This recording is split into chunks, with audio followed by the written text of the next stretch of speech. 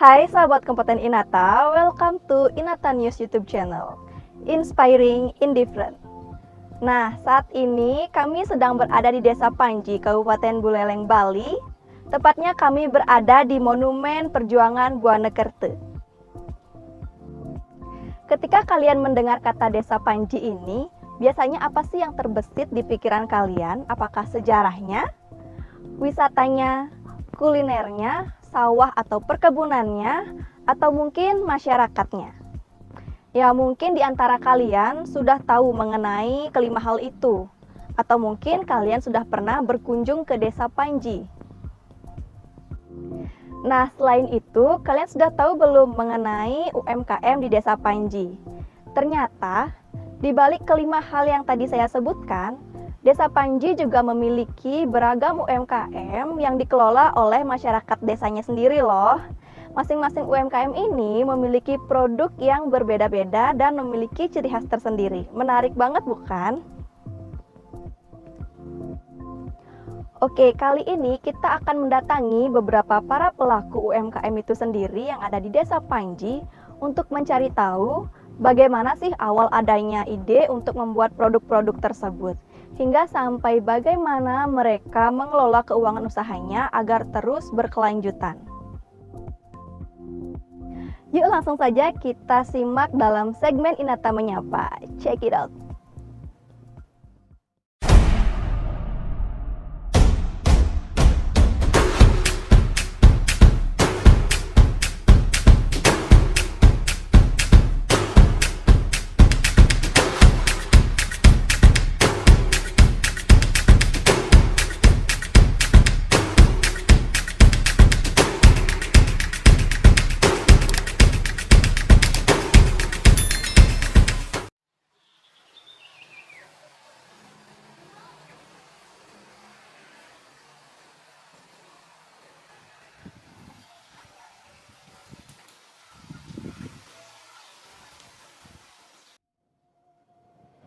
Oke, kita akan mengulik mengenai kisah inspiratif UMKM yang pertama nih. UMKM ini memiliki ciri khas dengan mengolah jahe menjadi sari jahe dan juga memiliki produk olahan cabai. Nah, yang menjadi utamanya dalam UMKM ini adalah produk olahan jahenya. Olahan jahe yang sudah diolah menjadi sari jahe ini dikemas dengan kemasan yang menarik dan dapat dihidangkan langsung dengan cara diseduh dan dapat dinikmati menggunakan segelas cangkir kopi nan cantik.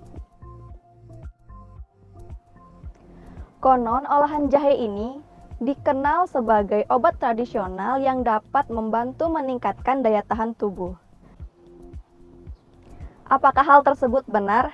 Yuk langsung saja kita temui pelaku UMKM-nya. Check it out.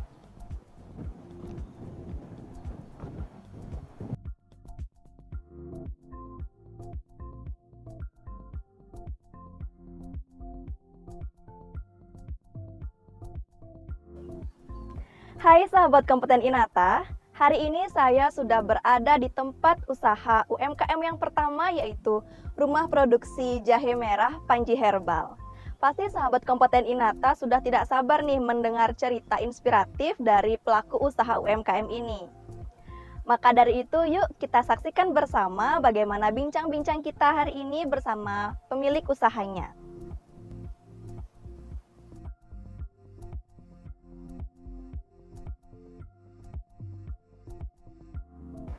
Hai Bu, selamat pagi. Selamat pagi.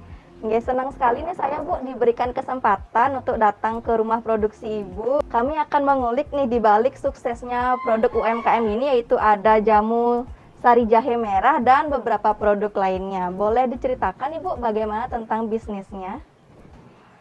Terima kasih atas waktunya, atas kedatangan Ibu ke sini. Baik. Tiang akan ceritakan salah satu produk Tiang. Yang pertama Panji Herbal yang sari jahe merah ekstrak. Sari jahe merah ini Tiang buat dengan anggota, Tiang produksi dengan anggota. Terus Tiang kepikiran untuk buat sari jahe merah ini karena di musim pandemi ini biar ada kegiatan dari kelompok KWT kami. Oh, jadi sebelum adanya pandemi usaha ini belum ada, Bu nggih? Kita rintis semenjak 2019. Baik, jadi untuk bahan baku dari sari jahe merah ini seperti apa, Bu? Dari mana itu suppliernya seperti itu? Untuk jahe merahnya, suppliernya di Banjar ini juga, karena kita sudah ada petani yang nanam di sini langsung dan anggota-anggota KWT sudah menanam jahe merah nih. Berarti jahe merahnya itu diproduksi sendiri, Bu nggih? Iya, Nah, sama jadi anggota. untuk pengemasannya ini apakah sudah langsung jadi atau bagaimana, Bu? Pengemasannya ini difasilitasi, kita dibantu dari Pemdes juga, dari Bumdes mengenai gimana kemasan yang bagus, dan juga dibantu sama Dinas Pertanian untuk contoh packagingnya. Packagingnya. Iya. Berarti Dinas Pertanian di sini juga memiliki peran ya Tentu dalam saja. memberikan pelatihan bagi UMKM dalam hal packaging seperti itu, Bu nggih. Inggih. Nah, jadi Bu, di pasaran ini kan sebenarnya sudah banyak ya produk jahe merah ini. Apa sih yang menjadi keunggulan jahe merah yang Ibu buat bersama tim KWT Tulus Bakti dengan jahe merah yang ada di pasaran lainnya? Keunggulan jahe merah dari KWT Tulus Bakti ini, kita produksi dengan jahe merah asli. Terus keunggulannya karena produk kita kering dan lebih tahan lama, mudah juga dibawa kemana-mana. Baik, Bu. Nah, apa aja sih bisa dijelaskan, Bu, tentang manfaat dari sari jahe merah ini? Manfaat jahe merah Nike sebagai melancarkan peredaran darah dan juga menghangatkan tubuh, cocok diminum di musim pandemi ini. Kebetulan SKPD di Kabupaten Buleleng ini menyambut baik produksi kami, karena pas di musim pandemi niki dia meluncurkan produk sari jahe merah ini. Nah, jadi setelah produk ini di packing, sudah jadi seperti itu, Bu nggih. Kemana saja sih pemasarannya dari sari jahe merah ini? Baik, pemasaran sari jahe merah ini tiang pasarkan di kantor-kantor di Kabupaten Buleleng sudah, lewat e-semeton juga dengan difasilitasi sama Disperindangnya.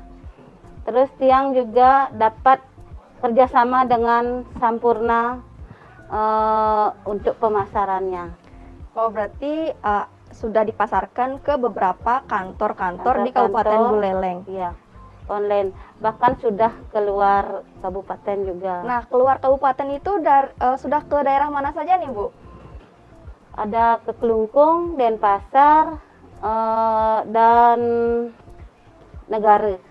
Ini sudah banyak, lumayan, Bu nggih. Sudah keluar Buleleng, produknya Iya. dikenal nggih. Iya, Nah, kita pakai online juga. iya, online-nya itu apa namanya? Media online yang Ibu gunakan itu apa saja? Media online yang tiang gunakan lewat Facebook, lewat WA, dan Google juga. Lewat Google juga, lewat WhatsApp dan juga lewat WhatsApp, Facebook. iya. Berarti di sini selain memasarkan secara langsung ke kantor-kantor, kemudian memasarkan lewat BUMDes dan pemerintah desa, juga pemasarannya melalui online seperti itu, Bu nggih. Dengan reseller juga. Oh, ada resellernya nih, teman-teman. Iya. Nah, jadi harga dari reseller dengan harga yang dijual untuk dikonsumsi konsumer sendiri itu ada bedanya nggak, Bu? Ada, jelas ada bedanya.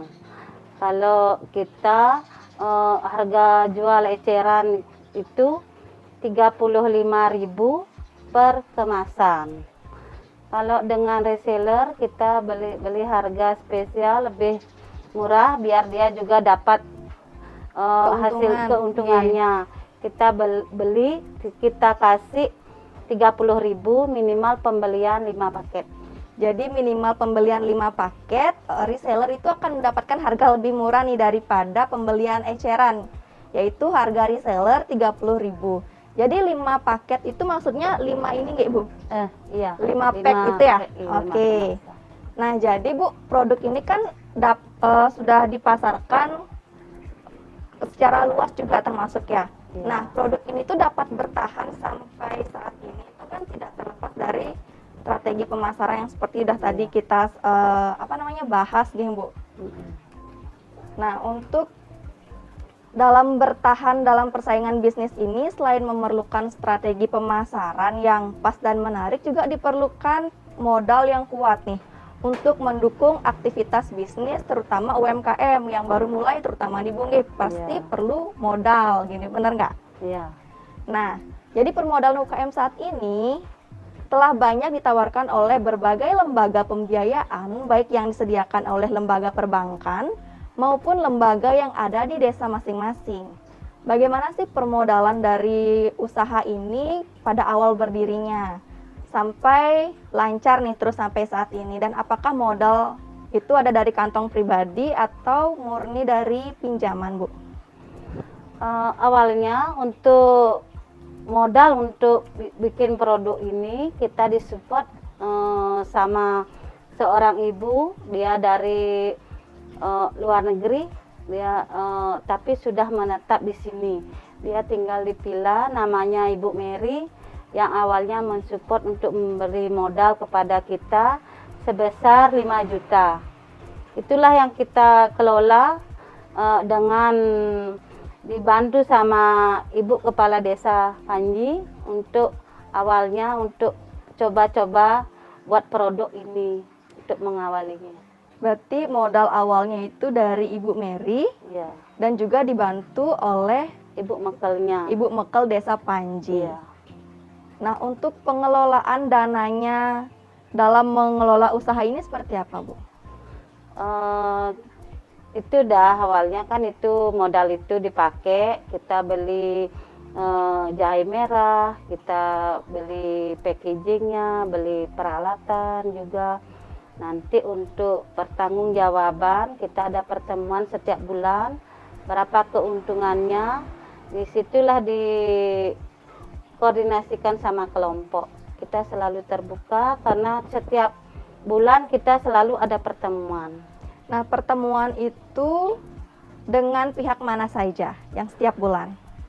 Dengan anggota kelompok. Dengan anggota kelompok. Jadi pertanggungjawabannya dengan para anggota kelompok. Iya, Ada nggak, Bu, pertanggungjawaban ke misalnya pemerintah desa gitu? Pertanggungjawaban ke pemerintah desa kan cuma dengan Ibu Mekel aja. Dengan Ibu Kita Mekel sudah aja. hitung-hitungan, sudah beres untuk modal awalnya itu. Oh, baik. Bu. Selanjutnya kita kelola dengan KWT. Dengan KWT-nya berarti setelah itu dikelola dengan baik nih bersama-sama dengan kelompok KWT-nya, benar Bu? Iya. Nah Bu, bagaimana sih peran dari instansi terkait seperti Dinas Perindustrian dan Koperasi, Bumdesa, dan instansi lainnya dalam membantu memfasilitasi berlangsungnya usaha Ibu? Baik, untuk berlangsungnya usaha dari kelompok tiang, ya dinas selalu berperan aktif untuk memberi masukan-masukan bagaimana caranya kita untuk memasarkan produk ini. Contohnya seperti sekarang ini di musim pandemi ini, karena kita kan tidak ada pameran pasar pangan. Dulunya kan ada pameran pasar pangan. Ya. Kita bisa menggelar di kantor-kantor, menggelar pameran. Karena di musim pandemi ini kita harus bergerak aktif. Tidak boleh ada perkumpulan, sehingga kitalah yang COD-an istilahnya. Ya. Kita membawakan ke rumah-rumah biar dagangan kita tetap laku. Seperti itu. Nah, jadi peran untuk memberikan pelatihan seperti itu ada nggak Bu dari dinas?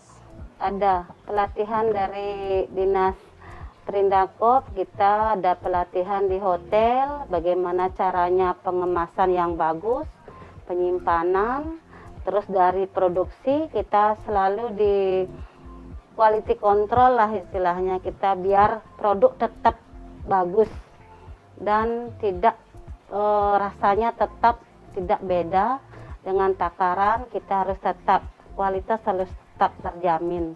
Seperti itu dah untuk dari arahan dari dinas terkait, kita selalu dibantu bagaimana untuk produk kita bisa bersaing. Nah Bu, jadi tadi kan Ibu menjelaskan tentang quality control ya. Ya. Nah, ada nggak sih standar quality control dari sari jahe merah ini? Yang jelas itu kita sudah punya catatan bagaimana takaran-takaran yang harus dibuat, selalu diawasi. Kalau anggota bikin itu selalu ada pengawasan biar rasa tidak berubah.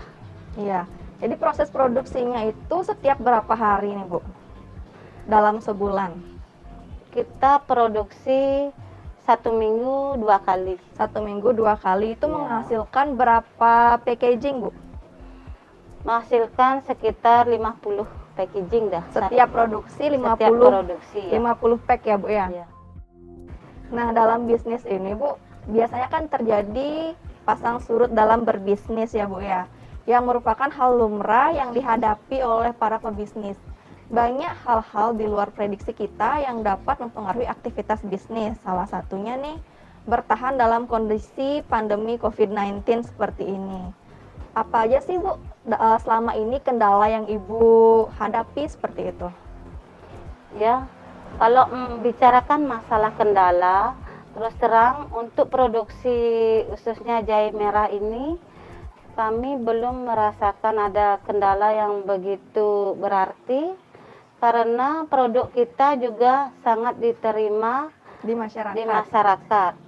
Justru di musim pandemi ini, penghasilan kita menjadi meningkat Bu, karena Pak Bupati juga mengarahkan untuk minum sari jahe merah di musim pandemi ini untuk menjaga stamina tubuh. Bahkan produk kami dipakai untuk donasi di rumah gini apa namanya itu di tempat-tempat karantina. Oh, di tempat karantina. Iya, Kemana dipakai aja tuh. itu Bu? Di isoter itu Di tempat, Soter, untuk di Kabupaten isolasi. Buleleng saja. Ya, untuk di Kabupaten Buleleng. Oh, berarti ini produknya sudah disuplai ke rumah sakit juga ya?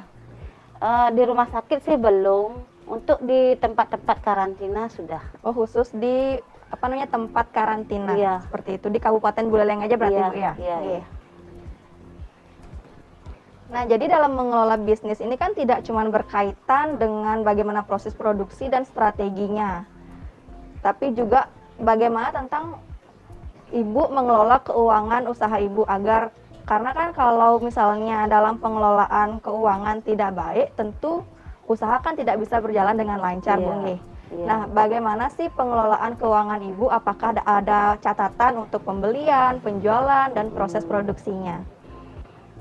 Ada sih catatan untuk manual, untuk kita catatan kecil saja, ya tidak begitu mendetail Bu. Kita hanya catatannya hanya simpel aja.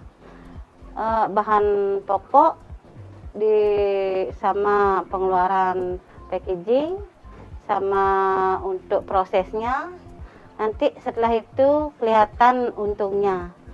Seperti itu aja sih, tidak Iya. ada yang mendetail gitu. Jadi bahan Catatan bakunya sendiri pribadi. itu kan jahe merah, Bu Ya, ya. pembelian. Di mana jahe merah itu seperti yang tadi Ibu udah sampaikan, jahe merahnya kan apa namanya menanam sendiri nih, menanam sendiri. Nah, Iya. itu bagaimana penentuan harganya, Bu?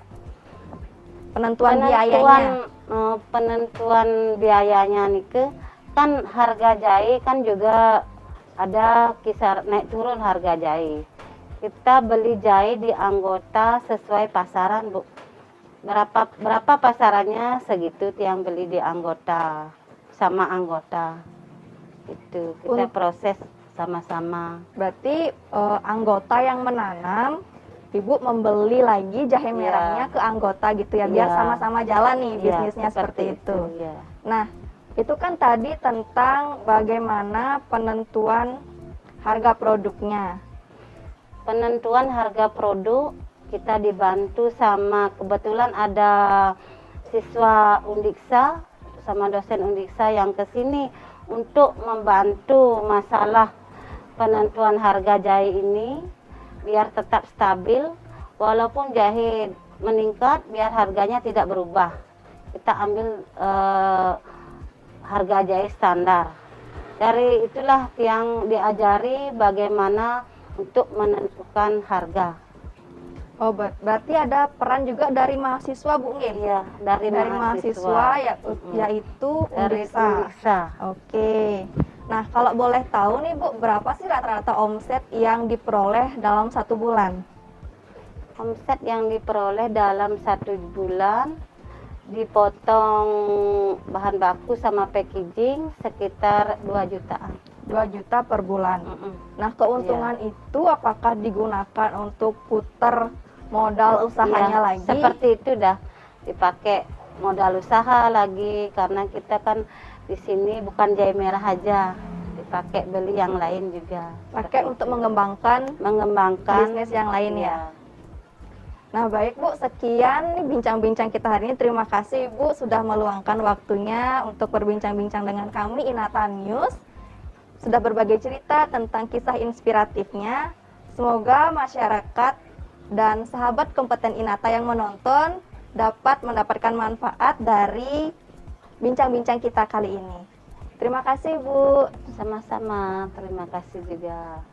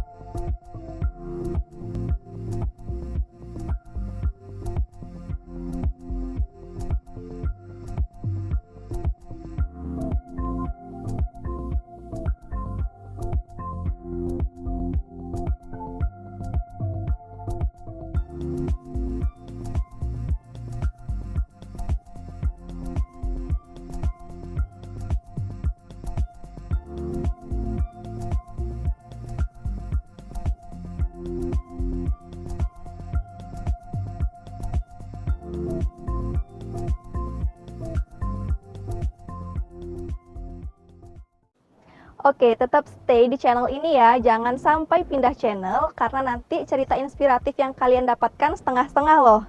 Kita akan lanjut untuk mengulik kisah inspiratif pelaku UMKM yang ada di Desa Panji untuk kalian sahabat kompeten Inata.